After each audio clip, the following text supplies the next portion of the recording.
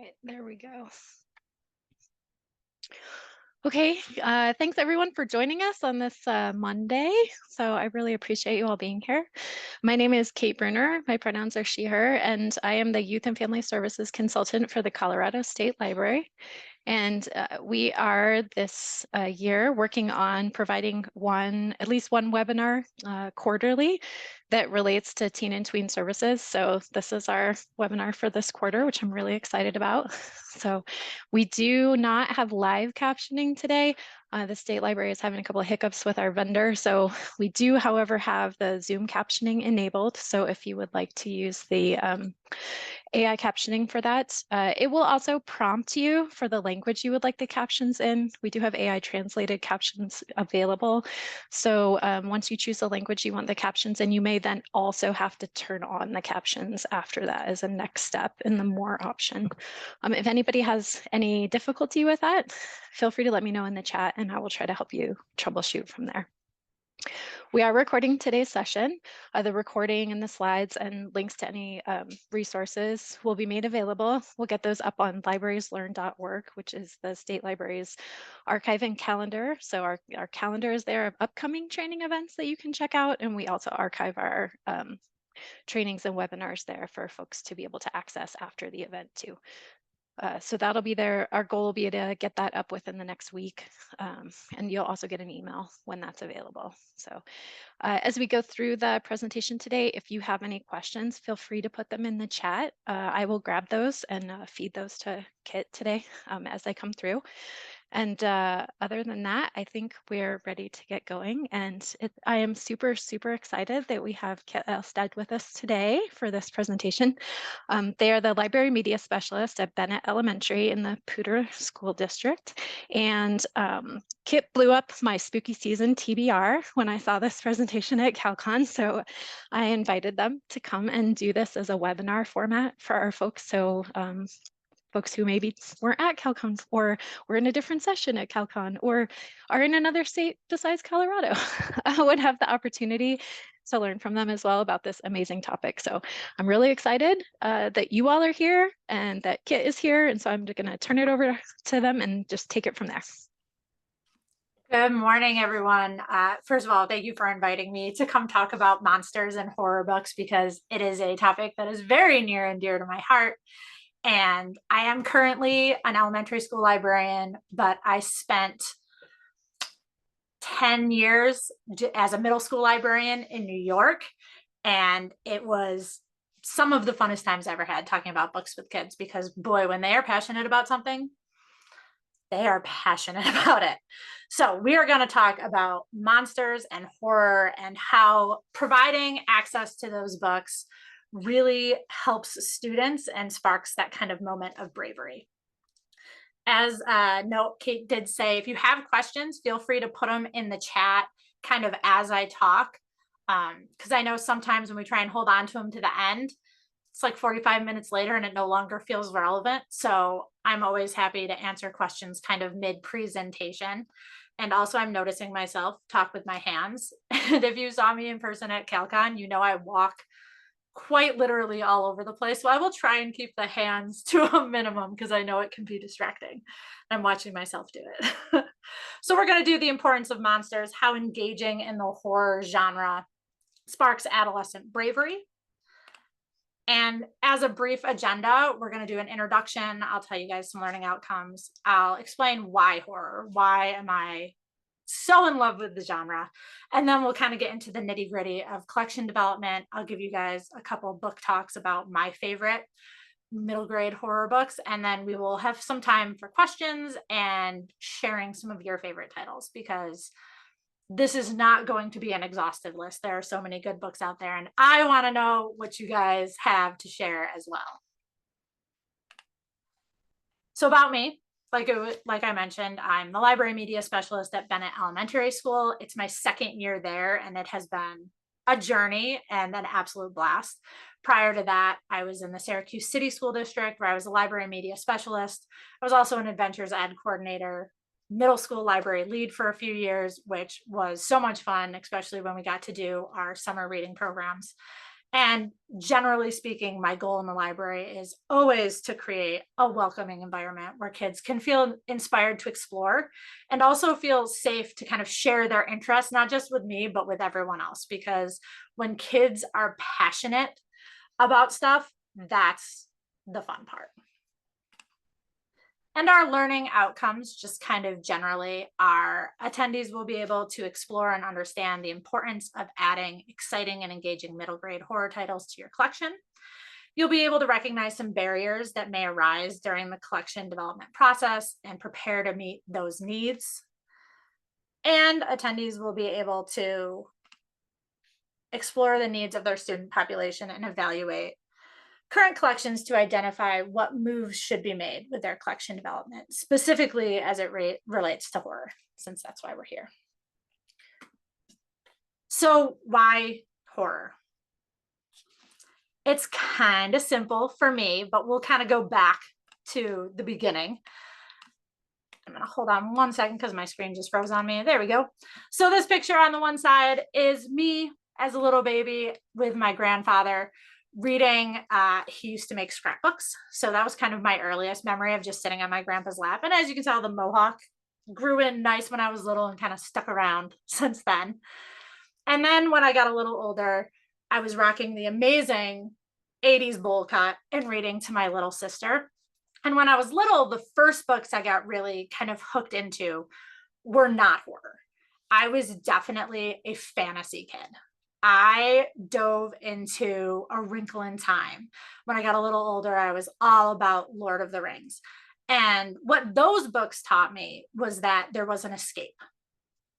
Like a lot of kids in the 80s, early 90s, I was definitely a latchkey kid, but I was also a latchkey kid with a lot of anxiety, which meant I spent a lot of time kind of afraid of just daily life. And in order to cope with that, I escaped into books. And for me, fantasy showed me that there was a whole other world out there where I could experience things that I was never going to experience just sitting at home in my room, or like cooking for my little sister, or trying to hold down the fort because both my parents were working. And it gave me a sense of it's okay to be scared because you can still do like cool stuff. And there's this whole big world out there for you to have adventures in. And at that point, I was just collecting every fantasy book possible. And then for any of you that are roughly the same era as I am, we're going to go 1980s babies. I discovered in my school elementary library Scary Stories to Tell in the Dark, which as a current elementary librarian, I have these in my library. And sometimes I wonder, like, why? And then I remember what a good horror book can do for kids. And once I kind of dove in to scary stories and ghost stories and the horror genre, I couldn't get enough. And all of my Babysitters Club books on my shelf, and I had every single one, was quickly replaced by every book by R.L. Stine, every Goosebumps book I could get my hands on. And at the time, I didn't realize what the horror genre was doing for me because I was, 10 years old. But the older I got, the more I realized that there's a function to reading horror that goes beyond just enjoying a scary story. And as an aside, I was obsessed with Bunnicula when I was a kid. And this was one of those times where like I picked up a book and I was like, yes, horror bunnies. And I quickly realized that reading a book like Bunnicula, when you have rabbits as pets, is a bit of a terrifying prospect because my rabbits, I had 2 or 3 of them at any given time, and they had free range of like our garage area. And there's nothing quite as scary as reading a book and then walking out and being faced with like a rabbit making that.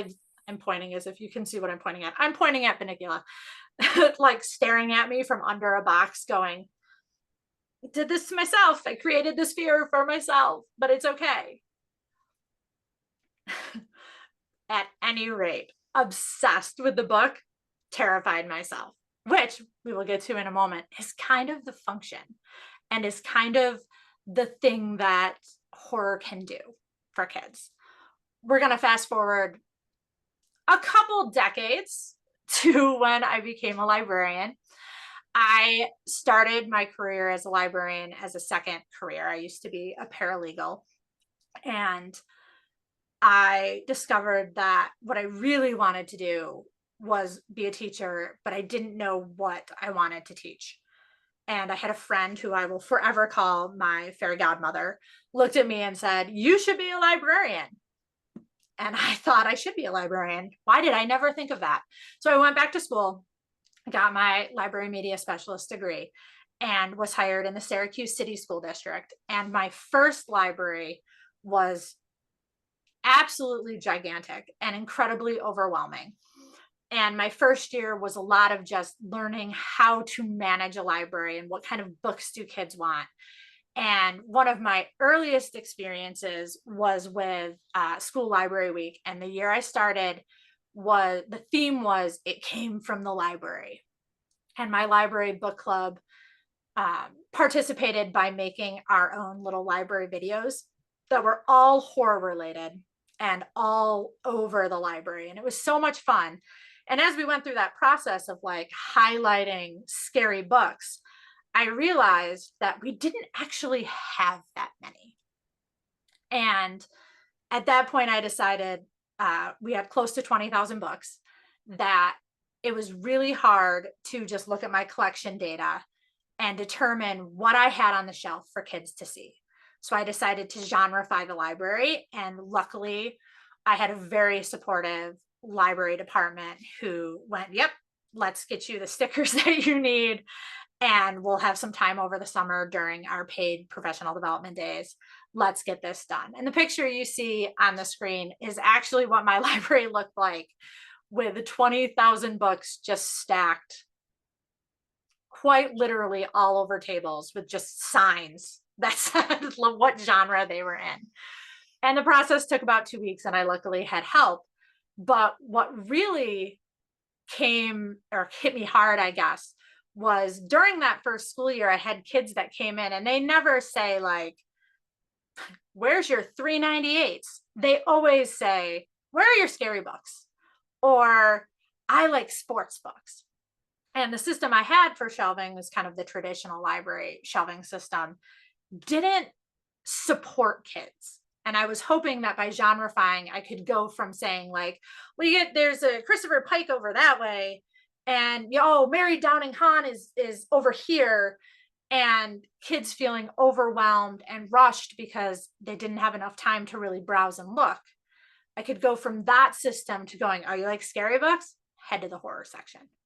And then from there, we can branch out. "Oh, you liked, the face on the milk carton. Let's go over to mystery and take a like solid look at that too." And would really streamline how kids use the library and how independent they were able to be, kind of in a very rushed manner, because the way the schedule worked at that library was they just came in when they had some free time, which was usually like 5 minutes, let's find a book and let's get out of here. And so when we decided to genreify, kind of an outgrowth of that was being able to look at these tables and go, "I have a million fantasy books and I've got like 10 horror, and the kids are asking for scary books. So where are they?" And it really helped me inform what my collection development was going to look like, what books I was going to put on my first orders. But then it created a secondary problem. And that was, how do I justify spending a very large chunk of a budget on scary books? And I know every state is different, every district is different, but for where I was at the time, you kind of had to tie it with a student need. So if I wanted, because it was all federal and state funding, I had to be able to say, "I'm buying these books because." More often than not, the library department trusted us to know what our kids' needs were. But in the back of our minds, there was always the expectation that at some point, someone's going to say, and my students call me Tad. So, "Hey, Tads, why did you spend $2,000 on scary books?" And I needed to be able to answer that question right away. So as librarians do, I dove right into the research. And this was 12 plus years ago. So the research has changed a little bit and it's updated quite a bit. So the things I'm going to relay to you guys are definitely much newer resources and research than what I was using at the time. But the main points stay the same. So, the importance of monsters. Why are kids asking for scary books? And why should we have them on our shelves? The easy answer is that some kids just like to be scared. That's kind of the quick response that I always default to, is like, there's nothing wrong with liking to be terrified and feeling that adrenaline rush.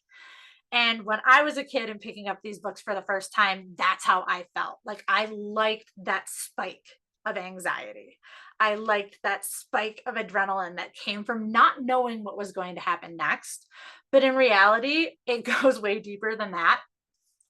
One of the reasons we like to have the books on the shelf is that scary stories aid in child development, which is just a really simple statement that means so much, because the opposite of feeling scared is feeling brave.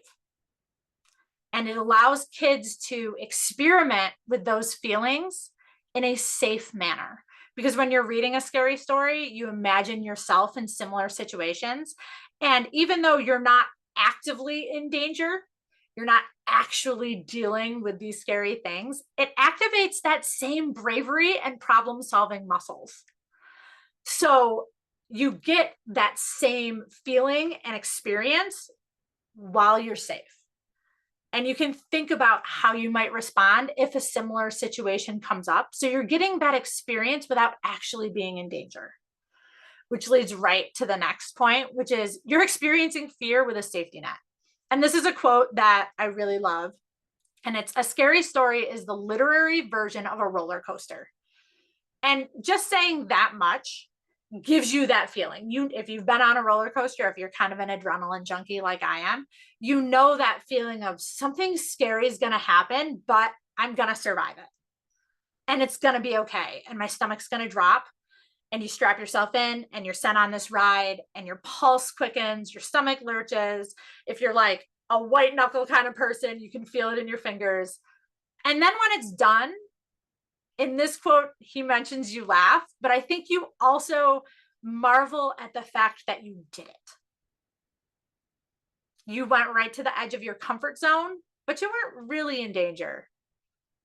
But you faced a fear that you had. Even if you're someone who loves roller coasters or scary books, you still get that spike of fear that, like, well, what if it goes wrong? What if something happens here that I'm not prepared for? And then you discover that you can handle it. And the world is a scary place, especially when you're little. They don't have those experiences yet. They haven't built up a lifetime of interactions and experiences to know that they can handle it. Scary stories let kids learn how to deal with those fears without ever actually being in danger, which is a huge kind of learning experience for kids. And this is a super long quote. I am absolutely not going to read this entire thing, but Ali Melanenko is a middle grade horror author. She's one of my favorite authors, and we're going to talk about one of her books later on. But this quote really hammers home why I think horror is important. And I think it's a great reminder to adults. I know, I deal with kids under the age of 14 every single day and have for 12 years. And I still sometimes forget where their brains are at. And sometimes you have to remind yourself, like, what is this book that I'm giving them access to doing for them? And I love the way that Ali puts it. And a couple of the points that I really want to hammer home that I tell myself all the time is that what horror does is it tells kids the truth.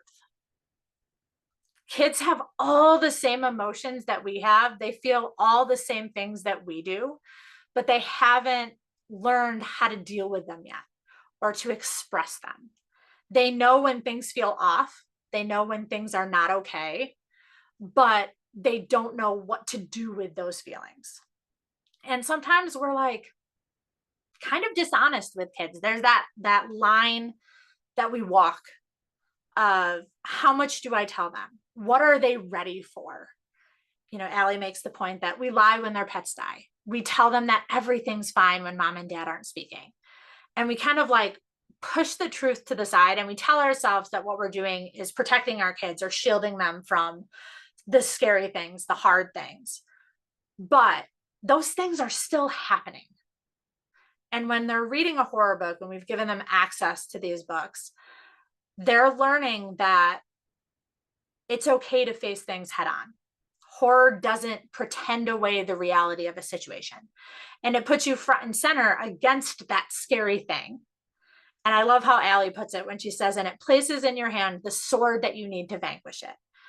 And obviously, it doesn't mean a literal sword, but it gives kids the tools they need to face those scary things. And it believes in kids, and it trusts them to go along for the ride, because it's just a book. They're going to get through it. But it also gives them the tools to face those things in real life.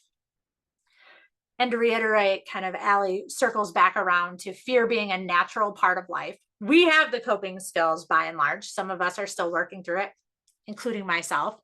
As I pointed out earlier, I was a kid with a lot of anxiety, and I was afraid a lot of the time. And now I am an adult with a lot of anxiety, and I still feel a lot of fear a lot of the time. But at this point, I've kind of learned the coping skills and how I can get through it, and I trust myself to get through it. Kids are still learning that. And as librarians, we are in a very unique position to create a space and provide resources for kids so they can start to build up those skills. They have to figure out what works for them, and horror gives them access to all these different strategies, a world of strategies for dealing with things. And, you know, by nature, horror also builds empathy. Depending on how the reader relates to the main character, you either root for them because you feel very connected to them and you want them to kind of get through it because you want to get through it, or you're relating to them kind of from the outside, like this is a character I don't necessarily relate to personally, but by God, do I want them to survive the night? You want them to win. And you're building this connection, and a lesson is learned. The fear is conquered. And the important part for kids is knowing that anybody can be a hero. It doesn't have to be, you know, the big, strong, kind of stereotypical hero that we often see in the media. The hero can be a kid that was afraid, that faced their fears, and comes out still standing. And when they read that in a book and they internalize that message of, you can do amazing things, and you can do hard things, and you can do things when you are scared, then they start to believe that they can do it in real life. And that's a message that, frankly, everyone needs to hear, because even as adults, we face things and we wonder, can I do this? And we want to give kids the belief in themselves and the confidence in themselves that, yeah, you can. You can do hard things and come out kind of on top. And that leads into windows, mirrors, and sliding glass doors. This is one that I try to apply to everything in the library, not just horror books, but I do love how it connects to kind of the horror genre and why it's important for kids to read the books. And if you haven't heard about it, this is Rudine Sims Bishop. And she was the first one to kind of dig into this as research in terms of how we do curriculum and collections in the classroom. But the outgrowth of that as it connects to libraries is a direct line.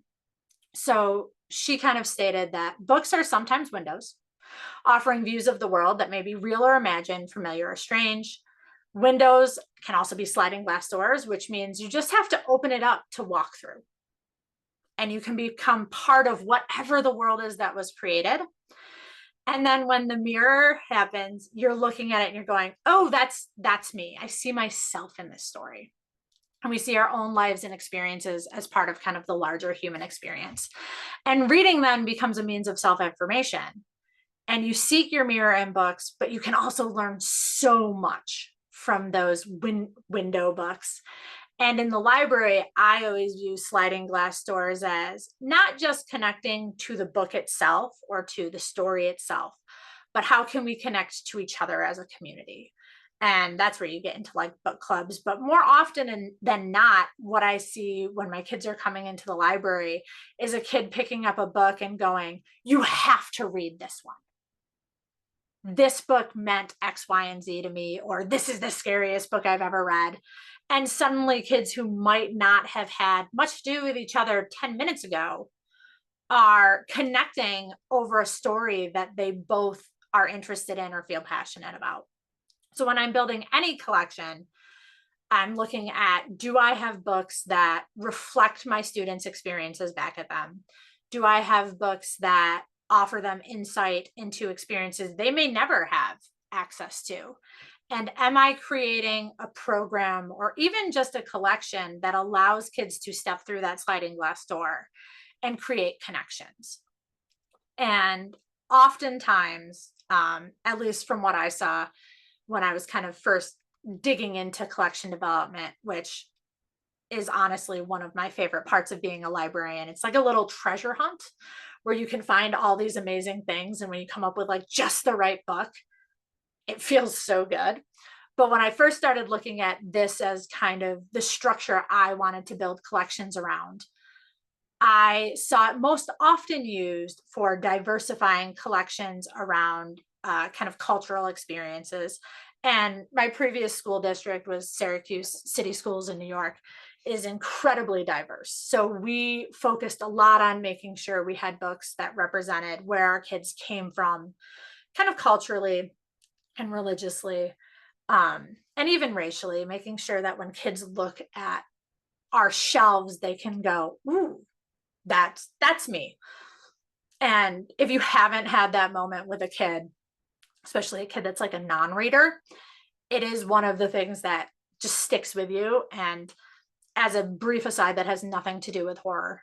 But we did an all school read of The Hate U Give right after it came out. And this was 6th through 8th graders. And at an expeditionary school, you have a crew. So I had my 12 kids that were mine. I kept them for their entire 3 years. It's kind of like a homeroom on steroids, for lack of a better explanation. But I had a girl that was angry just all the time. And she came in my door with more baggage than any 13-year-old should have.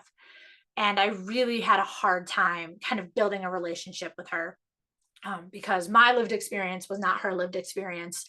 And she saw me as just like one more person that was coming into her life and that was going to let her go. And I couldn't find my route in. And then we did The Hate U Give. And the very first question I asked, we had all sorts of book study questions, but the first question I asked was, look at this cover and just tell me what you see. And, she's sitting in the kind of back of my room. And I said, do you want to share what you see? And she goes, this girl looks like me. And then she started crying. And it was one of those moments where I went, I've missed the mark, because this is the first time this kid is seeing someone on a cover of a book that looked like her. And for her, that meant the world, that I had found a book and put it in front of her that reflected her experience. So for her, that was a mirror. For me, it was a window. For the entire class, it was a sliding glass door, because now we had something to talk about. And that happened my 4th year of being librarian. So we're talking like 8 years ago. And it's still something that stands out to me as I should always be looking to find those moments where a kid can relate to a book and it can open a line of communication. And it can happen on many different fronts. But to circle it back around to what we're talking about, which is horror, finding books where kids can learn about others' experiences or can read a book and go, I'm not alone, is hugely powerful for them. And one of the articles I read really dug into how, when you have a child who's grown up in a safe and secure household, it gives them those opportunities to experience fear and bravery in a safe manner. It allows them to test out like what they think I might do in a similar situation. As they follow along with the story, they can feel afraid with the main characters. They can feel proud when it ends. And with middle grade books, it's almost always you're ending on a success.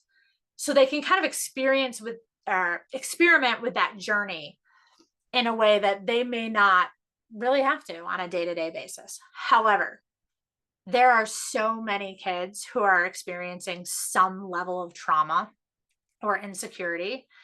And for them, it's not an experiment. It's not, what would I do? For them, having access to horror lets them know that you are not alone. And when they're in a situation where they feel like they don't have the support system or they don't have a safe adult to turn to, it helps them find ways to confront those overwhelming situations and confront that fear. And it takes away that sense of powerlessness. And it lets them know that there's a way through it, even when it's scary.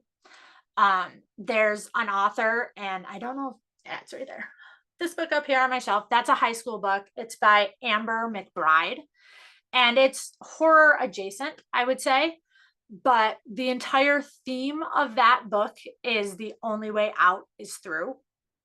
And for kids who have experienced insecurity or trauma, knowing that you can get through a tough situation sometimes helps them see the light at the end of the tunnel.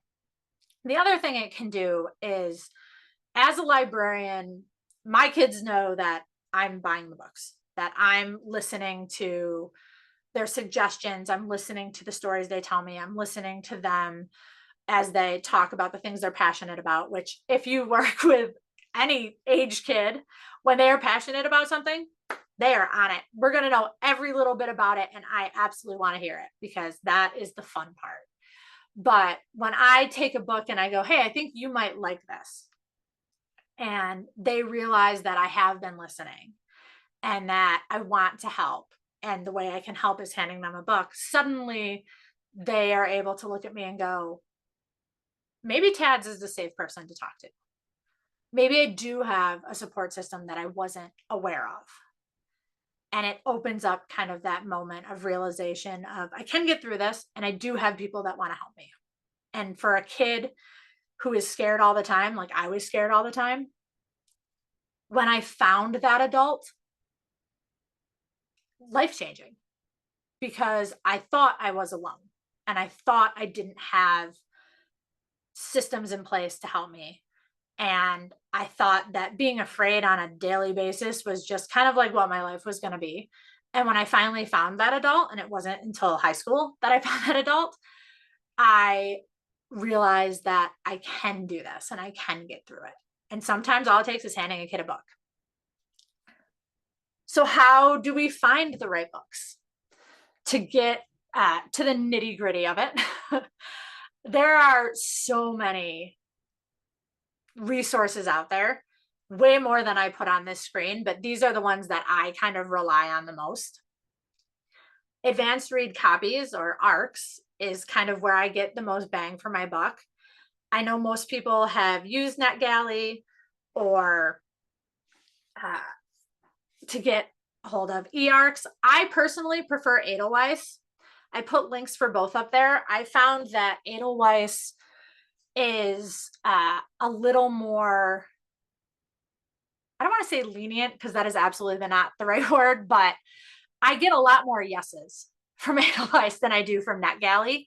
And they are really great at supporting librarians in particular. Anytime you want to request an advanced read copy, I quite literally just put in librarian working on collection development 4, and then the grade level band. Sometimes I'll just say, I'm doing a presentation on horror and I would like to read this book. And they're like, yes, you can absolutely read that book. I will say that the platform is a little clunky and overwhelming. When you first log on, it's very chaotic to the eye to look at. There's so much information. But if you take a little bit of time to use the left-hand drop-down menus, you can really narrow down by selecting like the age level you're looking at, the genre you're looking at. Um, and then there are books that you have to request. And after you've kind of built up a collection, um, publishers will just go, you know what? That's the person we want to read our book. And you just get it automatically, which, to be honest, is pretty great when you get an email like in the middle of the day and it's like, a new book has come out on Edelweiss and you get a copy right now. It's like a little present to yourself. All they ask is for a review, and we're not talking like a lengthy review. Sometimes I will just put, I really love the characterizations in this book. I think my middle schoolers would love it, or I think my fourth and fifth graders would love it. I cannot wait to add it to the collection. And that's really all they need. And then you kind of build up your bookshelf, and then you start getting books that you didn't even request, that you didn't know were coming out. And it really helps build out what I want to order, not tomorrow, but what I want to order in February. What do I want my August order to look like? Because I think anyone that works in a library knows, even with the best of intentions, when it comes down to it, there's not a lot of time. So anything you can do ahead of time to kind of set yourself up for success with collection development is kind of a bonus. So I do like to try and work out what my orders are going to be way, way in advance. For me in particular, I have a zero budget as a school librarian. So I have to build out what I hope I'm going to be able to get and then kind of present it to the powers that be in hopes that they will see the value in it and will give me some money to buy books. And being able to read advanced read copies is an excellent way to be able to speak to which books you want. Instead of just saying, I would like to buy X number of books, I can say, I would like to buy these specific books, and here's why. Because I read it 6 months ago and I thought it was great and we'll add this to our collection. So for advanced read copies, both Edelweiss and NetGalley are excellent resources. Spooky Middle Grade is a website that I use quite literally all the time. It is delightful and it provides so many free resources. It's really aimed at that target group of 3 through 8, and it'll give you reading lists. It has upcoming releases. There's also opportunities to do like Q&As with authors, to do classroom visits, to have a pre-recorded kind of message to your students, which anytime, like my kids see me every single day, at a certain point, they're like, okay, Tads, whatever. But when you can have an author go, hey, check out my cool new book, suddenly it's like a whole different ballgame, because to them, their favorite authors are rock stars. So to be able to connect them to authors like that is, first of all, fun for me on my end to watch their eyes light up and go, oh my God, that author is talking to me. But also great for the kids to see that it's not just this book out there somewhere. Someone wrote it, someone worked on it and aimed it just at them. So Spooky Middle Grade has a website. They are also a delightful follow on Instagram. They're constantly posting all sorts of stuff. Right now, they're doing, I want to say it's called 15 Days of Spooky Stories. And each day they're doing about a 5-minute-ish clip, depending on the length of the book, of the author reading a part of their book. So it's like a teaser, which again, I can tell my kids about books all day long, but to get to watch the author read a little section, and those are online. You can either watch them live, or if like me, they're reading at a time when you'd have 0 kids in the library, you can go back to watch them. So I link them to my lessons so that kids can watch them after the fact. I can share out a book that we have. I can introduce them to a new author, but that's a totally free resource on their Instagram. So I highly encourage you to check that out, because it is always fun to see the authors kind of geek out about their own work. And then social media, to kind of tie to the Instagram. I am for sure on social media way more than is strictly necessary. But what I found, especially on Twitter and Instagram, is that if you find an author that you love And I'll loop back to Ali Melanenko because she was kind of like my gateway into finding all these other authors online. They're not just hyping up their own books, they're constantly hyping up other authors that maybe they've beta read for, maybe they've done a blurb for. And a lot of times those are newer authors that you're not going to find kind of on those school library journal lists, or they're not hyped by Mackin yet, but it's kind of a word of mouth campaign. And once you find one and you kind of follow the thread to the next author, then that person's hyping up more authors. And then suddenly you've got an entire collection of authors on Twitter and Instagram that are basically handing you these new books to check out. They also run a ton of contests. They will run a lot of links to like, oh, hey, on Goodreads, we're doing a giveaway, or I'm going to be speaking at this bookstore or library. And you're like, whoa, that's really close to my area. I could go. So it's a great way to kind of find new authors. And I will also say some authors, not all, but there are some that are very active on Twitter, will answer questions for you. So if I have a kid that's really, really into a book and I know the author is also very active online, I will toss a question from a kid in their direction. And I would say like 50% of the time I'll get a response. And again, anytime you can make that connection for your kids with an author, they light up. So we had Claribel Ortega, who does write some amazing horror, but she also wrote Frizzy, which is a graphic novel. I had a kid that really wanted to know, what did her hair look like next in the story? Because if you know the story, it's all about her figuring out like her best hairstyle. And I had a kid who had the same kind of hair, and she wanted to know what hairstyle happened next. And I was like, let's just ask. And she responded. And that kid was over the moon. So using social media, even though sometimes I do too much, is a great way to make connections and find new books.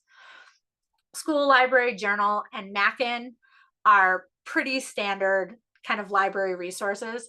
I do like on School Library Journal, the link is on this PowerPoint, and at the end of this presentation, you'll have access to all of this. They have scary podcasts for kids.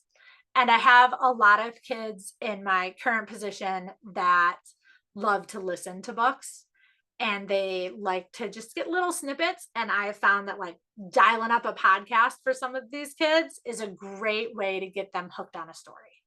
So I highly recommend School Library Journal's podcast list because it's quick and easy. They can get it on their iPads when we're in the library. I've linked it to my library page. So when they're at home, they can be like, look what I listened to today in school. And it's a great way to kind of build those connections. All right. Diving right into horror and high demand. So these are some of the middle grade books that were in high demand either at my last library or here at Bennett. And these are the ones that are really geared in to 3rd through 8th grade. I'm going to share some from outside kind of that age band in a minute or two, but these are the ones I really wanted to kind of hype up. And I love a good book talk. So I'm just going to tell you about these books, not all of them, but my favorites. And this one, let me see if I can get it right in the camera. This is This Appearing House, which was pointed out to me at my last presentation that I say the name so fast that it doesn't sound right. So This Appearing House, and it is by Ali Melanenko.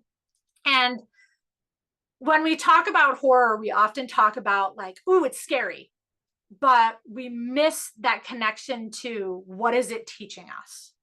So this book is a straight up haunted house story. However, it's about a girl named Jack. And anything I share in this is not a spoiler. That's literally just facts off the summaries because I don't want to give anything away. But it's about a girl named Jack.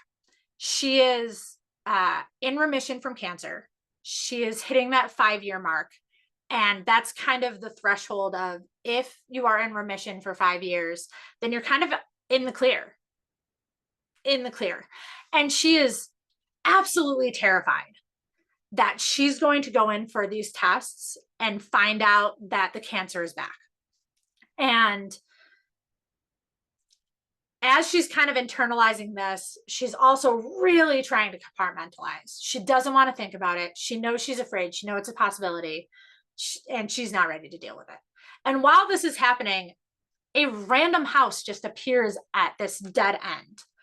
And she's dared to go in, and she's like, I can do this. And she goes into the house and is trapped. And she spends the rest of the story trying to figure out how to get out of this. And it has one of the creepiest scenes I've ever read. Like, even as an adult, it involves more teeth than is strictly necessary.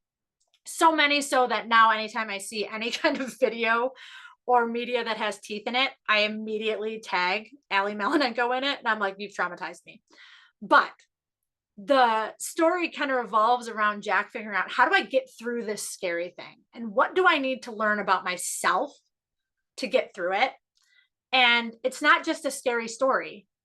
Jack, and by extension, the reader, is learning about fear and acceptance. What can I face? What can I change? What can I overcome? And what do I need to just accept as part of life and be okay with it? And this is one of my all-time favorite books, enough so that I got a tattoo on my leg of it. There's a quote in the book that just says, you have this one life. What are we going to do with it? Another excellent book is The Clackety. This one's by Laura Senft. This is another kind of like haunted realm story. It's about a girl named Evie. And what I love about this book is that the land that she lives in, the town that she lives in, it's called Blight Harbor. And this is a series. The third book just came out. Really focuses almost entirely on how magic is real and how can you harness that to get through a day or to get through life. Her parents are missing. She's living with her aunt. There is a haunted warehouse that her aunt decides she has to go investigate. And then her aunt goes missing too. And Evie has to decide, do I follow her into this kind of warehouse, or do I just wait for her to come back? Because my parents haven't come back. They're gone. Can I risk losing my aunt as well? So, of course, she follows, and she meets the monster, which is the Clackety, and she has to find a way home. And this book, while kind of a very stereotypical horror book, also dives really deep into how do we deal with anxiety? And what are some coping strategies that Evie employs to get through these situations where she is just straight panicking? She is having anxiety attacks. She is afraid that she can't do it. She's afraid she's ruining everything. And how do I harness that fear and turn it into something else, and turn it into bravery or courage? And like I said, this is a 3-book series. The third book just came out. It's called the Blight Harbor series.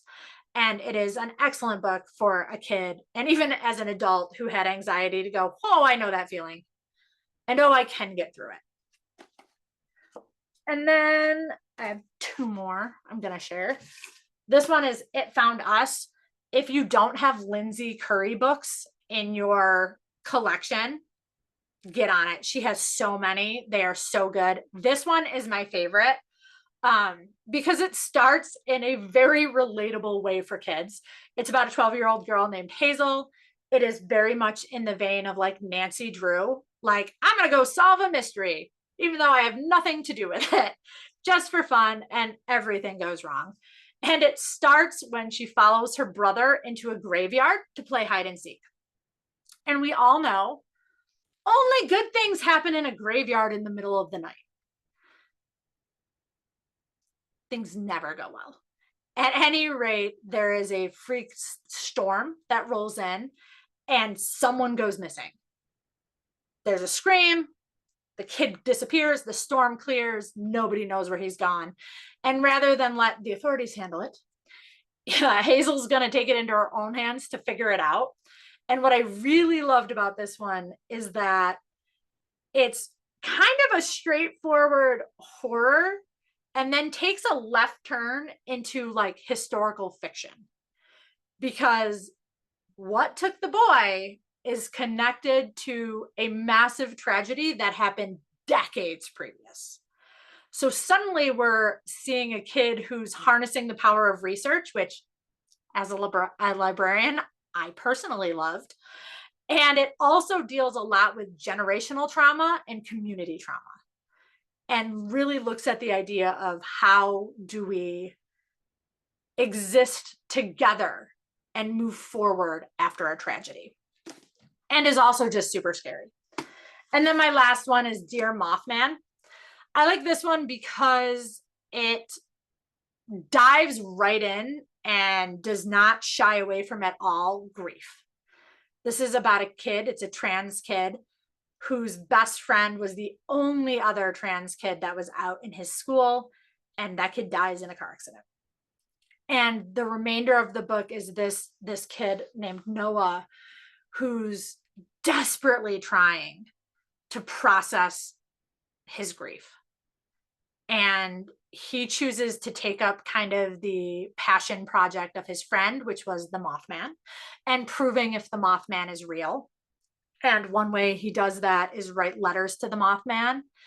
And suddenly he starts getting letters back. And that's where we get into kind of the horror story part of it. But I appreciated greatly how the author, Robin Gao, did not sugarcoat it. Things can be really, really sad, and you can feel super lost and alone, and you can still figure out a way through. And I really appreciated this book. And also the author is very active online. So this is one where if you have a kid that has questions or even just wants to write a note to the Mothman themselves, Robin is great about kind of seeing that and acknowledging that this work is doing bigger things than just being kind of a scary book. So those are 4 of my personal favorite that are in high demand. The rest of this list is also excellent. The Creeping of Dogwood House is terrifying and involves so much hair that I'm not even going to explain how, but terrifying. To answer the question that's in the chat, where did you say you can access the slides? I'm going to go to another couple slides. There will be a QR code. You will be able to access it that way. And we are also going to drop the link in the chat. So you'll be able to get it a couple different ways. This is Horror in High Demand for more high school age.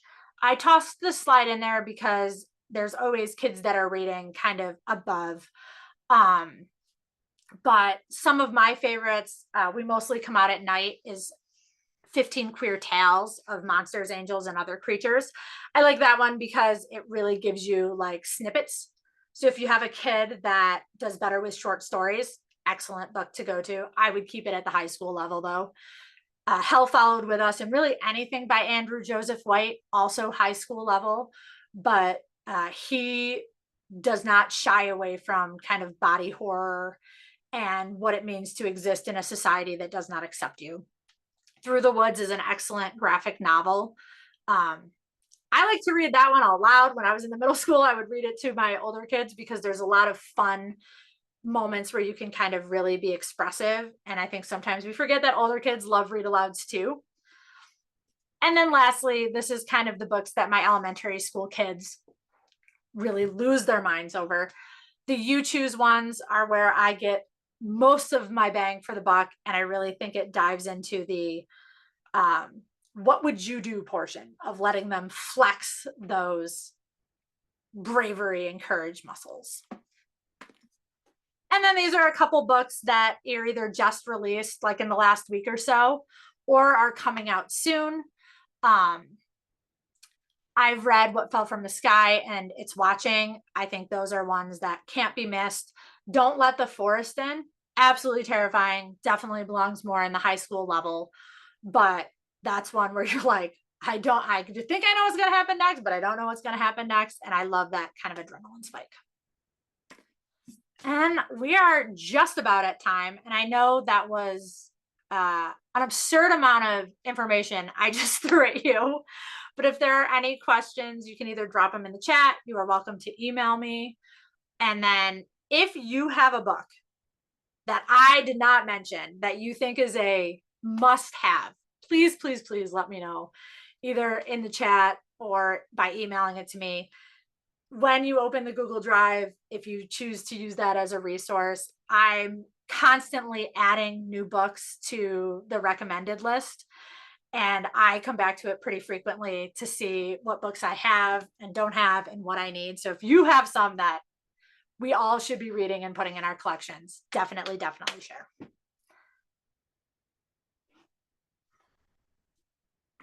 And sources, because we're librarians and we do not end a presentation without sharing all the sources. And this list is also in that resource guide. I'm going to go back one slide just in case you need the QR code. So thank you all for listening. And if you have any questions, now would be the moment. Yeah, and feel free to put those questions either in the chat, or you're also welcome to unmute and just ask Kit directly. Absolutely.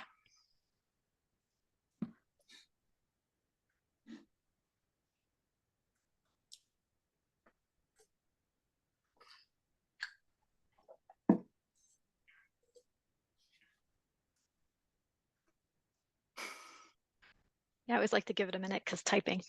Yes. I'll ask one. I am a huge fan of Tiffany Jackson. I know she's more YA. Well, absolutely YA. Where would you put psychological thrillers? Do you usually put those in your horror genre, or is that something that you would do at high school? At middle school, I put them in the horror genre. There's a few times where when I'm not entirely sure, I will tag a kid that kind of is into that kind of book, and I'll ask them like, hey, what mystery, drama, like where should we put this? More often than not, they said put it with the scary books. So I do tend to put kind of the psychological thrillers in with the horror section, which personally I kind of like because it breaks up. A lot of times the horror books are like very supernatural based with like monsters and like things that go bump in the night. And I like that it gives another spin on horror and gives kids a moment to kind of branch out. Awesome. Thank you so much for this. This has been fantastic. Ooh, okay. So favorite transitional horror books. Hold on, I had a stack of books somewhere. I really like using graphic novels for kind of that transitional moment because it gives different ways to access. This one is probably my favorite. This is Things in the Basement. It's by Ben Hatke, and it hits all of kind of those upper elementary, middle school horror moments, but does it in a way that is more like investigative, maybe would be the word. They move into a new house. Someone is stealing the little sister's socks. And the older brother's like, I should figure this out. And the story kind of goes from there. But the artwork, let me see if I can find a good one, is like pretty solid. But it's not overwhelmingly kind of scary. It's a nice little break to give kids so that they can kind of use their imagination without letting it run away from them. And the person who just said they joined from Australia is one of my best friends who got up at 4 a.m. because they really love horror books and wanted to see what I had to say. All right, let's see. They threw us away. The Teddy Saga. I'm writing that down because I have not read that one.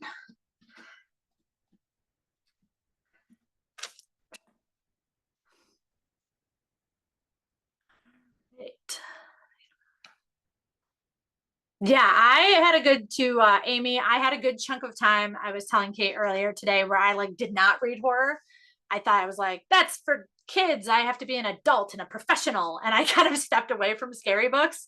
And then when I got into librarianship and my kids were like really wanting scary books, I dove back in and I was like, oh, like one, excellent. Two, this makes so much sense as to why I was so into horror as a kid.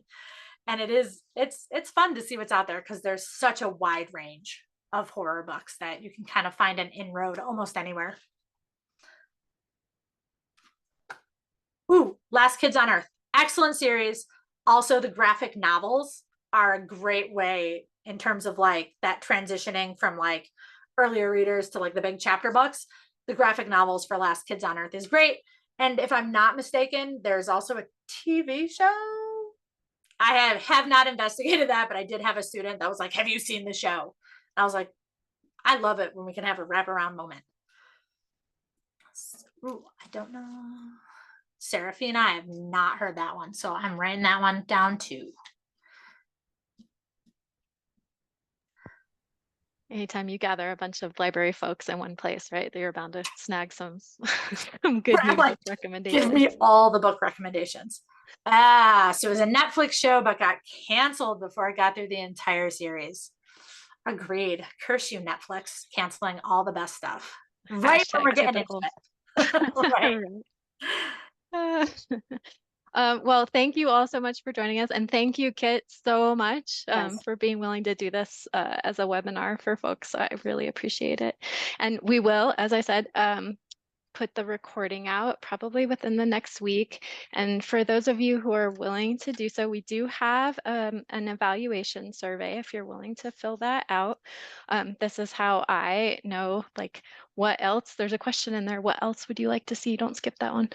So that I know that what else you would like to see when it comes to Tween and Teen Services topics for webinars, and then also feedback for our amazing presenter, Kit. I know this is how I grow as a presenter, and I'll be sharing that information with Kit so they can see it as well. So please, if you can, take the time to fill out that that program evaluation survey for us as well. And I hope you all have a wonderful Monday and a wonderful rest of the week. And thank you so much for being here. Thank you guys so much. It was great to kind of talk at you about my favorite topic. Have a good one.